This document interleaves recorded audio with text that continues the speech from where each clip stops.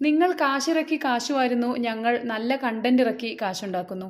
ബോളിവുഡിനെയും മറികടന്ന് കോടികളുണ്ടാക്കുന്ന ബിസിനസ് മേഖലയായി മലയാള സിനിമ മാറിയപ്പോൾ ഉയർന്നു വന്ന ചോദ്യങ്ങൾക്ക് സമൂഹ മാധ്യമങ്ങളിൽ വായിച്ച മറുപടികളിൽ ഒന്നായിരുന്നു ഇത്. അപ്പോഴും ഒരു ചോദ്യം ബാക്കി നിന്നു. മലയാള സിനിമയ്ക്ക് ഒരിക്കലും കോടികൾ മുടക്കി ഒരു ചിത്രമെടുക്കാനാകില്ലേ? എടുത്താൽ തന്നെ അത് വിജയിപ്പിക്കാനാകില്ലേ? അതിനുള്ള ഉത്തരമാണ് എമ്പുരാൻ. ഹോളിവുഡ് സിനിമയെ അനുസ്മരിപ്പിക്കുന്ന രംഗങ്ങളുമായി, അല്ല, ഹോളിവുഡ് സിനിമ എന്ന് തന്നെ തോന്നിപ്പിക്കും വിധമുള്ള ഒരു ചിത്രം. ലൂസിഫർ എന്ന ചിത്രത്തിൽ നിന്ന് 5 വർഷത്തെ ദൂരമുണ്ട് എമ്പുരാനിലേക്ക്. ആ 5 വർഷത്തെ പൃഥ്വിരാജ് സുകുമാരന്റെ പരിശ്രമം എമ്പുരാന്റെ ഓരോ ഫ്രെയിമിലും കാണാം. ആ ഫ്രെയിമിൽ കൂടി മലയാളത്തിന്റെ താരരാജാവിനെ അവതരിപ്പിച്ചപ്പോൾ, അതിനോട് മികച്ച ഒരു നിര കഥാപാത്രങ്ങളെ കൂടി ചേർത്ത് നിർത്തിയപ്പോൾ എമ്പുരാൻ മികവോടെ തന്നെ വരവറിയിച്ചിരിക്കുന്നു. ഇനി നമുക്കും തലയുയർത്തി പറയാം, ഞങ്ങൾക്കും അറിയാം സിനിമയിൽ കാശിറക്കി കാശുവാരാൻ. ലൂസിഫർ അവസാനിച്ചിടത്തു നിന്നല്ല എമ്പുരാന്റെ വരവ്. കഥ തുടങ്ങുന്നത് ഉത്തരേന്ത്യയിൽ നിന്നാണ്. കൃത്യമായി പറഞ്ഞാൽ ഗുജറാത്തിലെ ഗോദ്ര കലാപത്തിന്റെ ഓർമ്മപ്പെടുത്തലുകളിലുള്ള ഫ്രെയിമിലൂടെ. കലാപത്തിന്റെ തീച്ചൂടിൽ നിന്ന് ജീവന്റെ തുരുത്തു തേടി യാത്ര ചെയ്യുന്നവർ. രാത്രിയിൽ അവർക്ക് ഒരു സുരക്ഷിത താവളം ഒരുങ്ങുന്നു. എന്നാൽ അവിടെ അവരെ കാത്തിരിക്കുന്നത് മറ്റു ചില ദുരന്തങ്ങളായിരുന്നു. ആ ദുരന്ത കാഴ്ചകളിൽ നിന്ന് നമ്മൾ നെടുമ്പള്ളിയിലേക്ക് യാത്ര ചെയ്യുകയാണ്, കേരളത്തിലേക്ക്. അവിടെ എല്ലാം മാറി മറഞ്ഞിരിക്കുന്നു. സ്റ്റീഫൻ നെടുമ്പള്ളിയുടെ സാന്നിധ്യമില്ലാത്ത കേരളം. പാർട്ടിയെയും കേരളത്തെയും ജതിൻ രാംദാസിനെയും ഏൽപ്പിച്ച് സ്റ്റീഫൻ പോയിട്ട് 5 വർഷമായിരിക്കുന്നു. അപ്പോഴും പക്ഷേ ഗോവർദ്ധൻ തിരക്കിലാണ്. അയാൾ ഇപ്പോഴും ലൂസിഫറെ തേടിക്കൊണ്ടേയിരിക്കുന്നു. എന്തിനു വേണ്ടിയാണത്? അതിനുള്ള ഉത്തരമാണ് പ്രേക്ഷകന് എമ്പുരാൻ സമ്മാനിക്കുന്നത്. ബ്ലാക്ക് ഹോക്ക് ഹെലികോപ്റ്ററുകളും കോടികളിറങ്ങുന്ന ചാർട്ടേഡ് വിമാനങ്ങളും പാറിപ്പറക്കുകയാണ് ചിത്രത്തിലാകെ. വെടിയൊച്ചകളും സ്ഫോടനങ്ങളുമാണെങ്ങും. എമ്പുരാന്റെ ആദ്യ പകുതിയെ വ്യത്യസ്തമാക്കുന്നതും ലോകത്തിന്റെ വിവിധ ഭാഗങ്ങളിൽ നിന്നുള്ള ഈ ബ്രഹ്മാണ്ഡ കാഴ്ചകളിലൊന്നാണ്.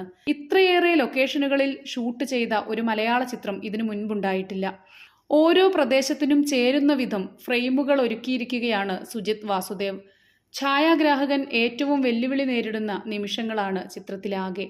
വികാരനിർഭരമായ രംഗങ്ങളിലെ ക്ലോസപ്പ് സൂക്ഷ്മത മുതൽ യുദ്ധരംഗങ്ങളിലെ വിശാലത വരെ സാധ്യമാക്കേണ്ടി വന്നു അദ്ദേഹത്തിന്. തനത് കാഴ്ചകൾക്കൊപ്പം CGI കൂടി ചേരുമ്പോൾ എമ്പുരാൻ ഒരു വിസ്മയമായി മാറുന്നു. ചിത്രത്തിന്റെ ഓപ്പണിംഗ് ഷോട്ടിൽ നിന്ന് തന്നെ അത് വ്യക്തം.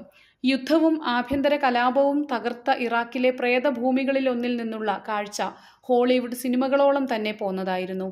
കേരളത്തിലാണെങ്കിലും ലോകത്തിന്റെ ഏത് കോണിലാണെങ്കിലും എമ്പുരാന്റെ ഫ്രെയിമുകൾ സുജിത് വാസുദേവിൽ ഭദ്രമായിരിക്കുന്നു. മുരളി ഗോപി അവസാനമായി തിരക്കഥ എഴുതിയത് തീർപ്പ് എന്ന ചിത്രത്തിനായിരുന്നു 2022.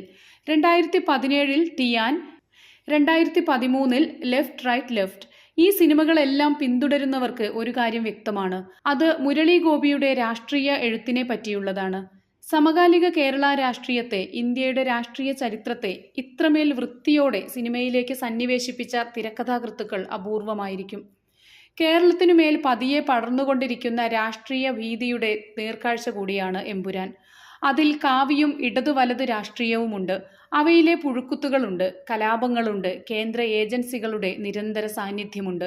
രാഷ്ട്രീയം എങ്ങനെയാണ് ഓരോരുത്തരുടെയും നിലനിൽപ്പിനു വേണ്ടി മാത്രമായുള്ള ആയുധമായി മാറുന്നത് എന്നതിൻ്റെ ഓർമ്മപ്പെടുത്തലുകളുമുണ്ട്. ഇനി പൃഥ്വിരാജിലേക്ക്. ലൂസിഫറിൽ ജതിൻ രാംദാസ് നടത്തിയ ആ പ്രസംഗം ഓർമ്മ വരുന്നു. അതിനോട് ചേർന്നു നിന്ന് ഇങ്ങനെ പറയാൻ തോന്നും. എമ്പുരാൻ കണ്ടു കഴിഞ്ഞാൽ മുണ്ടുടുത്ത മോഹൻലാലിന്റെ താരഗരിമ ഉപയോഗപ്പെടുത്താൻ അറിയാതെ, ആ മഹാനടന്റെ കഴിവുകൾ പരമാവധി ഉപയോഗപ്പെടുത്താനാകാതെ പൃഥ്വിരാജ് എന്ന സംവിധായകൻ നിങ്ങൾക്ക് മുന്നിലേക്ക് ഇതുപോലൊരു സിനിമയുമായി വരുമെന്ന് നിങ്ങൾക്ക് തോന്നുന്നുണ്ടോ? തോളോട് തോൾ ചേർന്ന് നിന്നാണ് ചിത്രത്തിൽ മോഹൻലാലും പൃഥ്വിരാജും എത്തുന്നത്. ഓരോ ഫ്രെയിമിലും വെറുതെ തള്ളിക്കയറ്റി നിർത്താതെ ഓരോ കഥാപാത്രത്തിനും അവരുടെ സ്പേസ് നൽകിയിരിക്കുന്നു. അത് IB ഉദ്യോഗസ്ഥനു നേരെ തോക്കു ചൂണ്ടാനെത്തുന്നു. ഏതാനും നിമിഷം മാത്രം ഫ്രെയിമിലുള്ള ചെറുപ്പക്കാരനാണെങ്കിലും മോഹൻലാൽ ആണെങ്കിലും അങ്ങനെ തന്നെ. നായകന്റെ നിഴലായി എത്തുന്ന കഥാപാത്രങ്ങളൊന്നുമില്ല. എന്നാൽ ആവശ്യം വരുന്ന സമയത്തെല്ലാം ആവശ്യം വേണ്ടുന്ന കഥാപാത്രങ്ങളെയെല്ലാം കൃത്യമായി പ്ലേസ് ചെയ്യുന്നുണ്ട് പൃഥ്വിരാജ്. കഥാപാത്രങ്ങളുടെ തെരഞ്ഞെടുപ്പും ഏറ്റവും മികച്ചതാണ്. വിദേശ താരങ്ങൾ മുതൽ മലയാള നടീനടന്മാരെ വരെ തിരഞ്ഞെടുക്കുന്നതിൽ ആ സൂക്ഷ്മത കാണാം. മഞ്ജു വാര്യർ, ടൊവിനോ തോമസ്, സായ് കുമാർ, ബൈജു, അഭിമന്യു സിംഗ്, ഇന്ദ്രജിത്ത്, കിഷോർ, സുരാജ് വെഞ്ഞാറമ്മൂട്, മണിക്കുട്ടൻ. അഭിനയ മികവ് സമ്മാനിക്കുന്ന താരനിര നീണ്ടുപോകും. ആക്ഷൻ, ത്രിൽ എന്നീ വാക്കുകൾ ഒപ്പം കൂട്ടിച്ചേർക്കാനാകാതെ എന്ത് എമ്പുരാൻ. ചിത്രത്തിന്റെ ഏറ്റവും വലിയ മികവും ഈ സ്റ്റണ്ട് കൊറിയോഗ്രാഫിയിലാണ്. തുടക്കം മുതൽ ഒടുക്കം വരെ അത് പ്രേക്ഷകന് വിരുന്നായി എത്തുന്നുമുണ്ട്.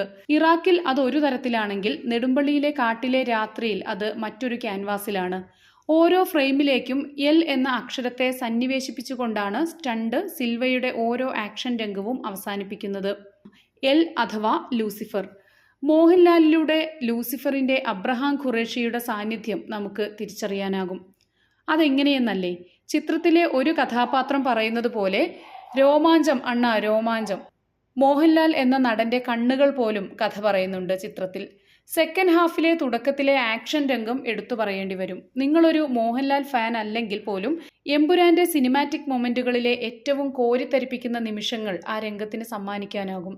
സയ്യിദ് മസൂദ് എന്ന കഥാപാത്രമായി പൃഥ്വിരാജ് പറന്നിറങ്ങുന്ന രംഗം ആരും അത്ര പെട്ടെന്ന് മറക്കാനിടയില്ല.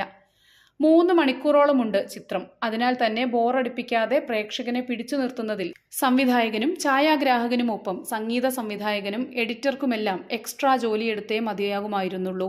സംഗീത വിഭാഗത്തിൽ ദീപക് ദേവും എഡിറ്റർ അഖിലേഷ് മോഹനും ചിത്രത്തിന്റെ കഥാഗതികൾക്കൊപ്പം സഞ്ചരിച്ചാണ് തങ്ങളുടെ ജോലികൾ നിർവഹിച്ചത്. ദീപക് ദേവിന്റെ പശ്ചാത്തല സംഗീതം ചില നേരങ്ങളിൽ മറ്റൊരു തലത്തിലേക്ക് ഉയരുന്നുണ്ട്. ബാബ ബജ്രംഗി എന്ന കഥാപാത്രം കേരളത്തിലേക്ക് എത്തുമ്പോൾ ഹെലികോപ്റ്റർ രംഗത്തിൽ പ്രത്യേകിച്ച് പൃഥ്വിരാജിന്റെ ബ്രോഡാഡിയിലും അഖിലേഷ് മോഹന്റെ എഡിറ്റിംഗ് മികവ് കണ്ടതാണ്. എന്നാൽ അതിനേക്കാളെല്ലാം പല മടങ്ങ് അധ്വാനം വേണം എമ്പുരാനിൽ. അത്രയേറെയാണ് ലൊക്കേഷനുകൾ, അത്രയേറെയാണ് സീനുകൾ, അതിലേറെയാണ് ഷോട്ടുകൾ. ഏറെ വിയർപ്പൊഴുക്കിയാണ് ചിത്രം മികവിന്റെ തീരത്തേക്ക് എത്തിച്ചതെന്ന് ഉറപ്പ്. മോഹൻദാസിന്റെ കലാസംവിധാനം എടുത്തു പറയണം. ചില രംഗങ്ങളിലെ ഹെലികോപ്റ്റർ ഉൾപ്പെടെ പലതും ഉണ്ടാക്കിയെടുത്തത് തന്നെ. ലഹരിക്കെതിരെയാണ് ലൂസിഫറിന്റെ പ്രവർത്തനങ്ങളെങ്കിലും narcotics is a dirty business എന്ന ക്യാച്ച് വേർഡിൽ പിടിച്ചാണ് ചിത്രം ഒരുക്കിയതെങ്കിലും എമ്പുരാനിൽ സ്ക്രീൻ സ്പേസ് അധികവും രാഷ്ട്രീയത്തിനു വേണ്ടിയാണ് നീക്കിവെച്ചത്. ആക്ഷൻ തിളയ്ക്കുന്ന ലഹരി കാർട്ടൽ രംഗങ്ങളും ഇമോഷനുകൾ നിറഞ്ഞ രാഷ്ട്രീയ കുടുംബ നിമിഷങ്ങളും ബാലൻസ് ചെയ്തു പോകുന്നുണ്ടോ എന്ന് പ്രേക്ഷകർ കണ്ടുതന്നെ മനസ്സിലാക്കണം. US-ഉം ലണ്ടനും UAE-യും ലഡാക്കുമെല്ലാം ഉൾപ്പെട്ട രംഗങ്ങൾ എമ്പുരാനിൽ ഓവർ ക്രൗഡഡ് ആകുന്നുണ്ടോ എന്ന കാര്യത്തിലും സംശയമുണ്ട്. കേരള രാഷ്ട്രീയത്തിലെ ഒരു സ്റ്റീഫൻ നെടുമ്പള്ളിയുടെ കഥ അതായിരുന്നു ലൂസിഫർ. എന്നാൽ ലോകത്തിനു മുൻപിൽ അബ്രഹാം ഖുറേഷി, ചിലരുടെ ലൂസിഫർ, കേരളത്തിൽ ഒരു സ്റ്റീഫൻ നെടുമ്പള്ളി എന്ന നിലയിലേക്കാണ് എമ്പുരാനിലേക്ക് എത്തുന്നത്. ഇവയെല്ലാം ബാലൻസ് ചെയ്തു കൊണ്ടുപോകാനും സംവിധായകൻ ശ്രമിച്ചിട്ടുണ്ട്. ഒരു കാര്യം ഉറപ്പ്, മലയാളത്തിലെ ആക്ഷൻ ത്രില്ലർ സിനിമകൾ എമ്പുരാന് മുൻപും എമ്പുരാന് ശേഷവും എന്നായിരിക്കും ഇനി അടയാളപ്പെടുത്തുക.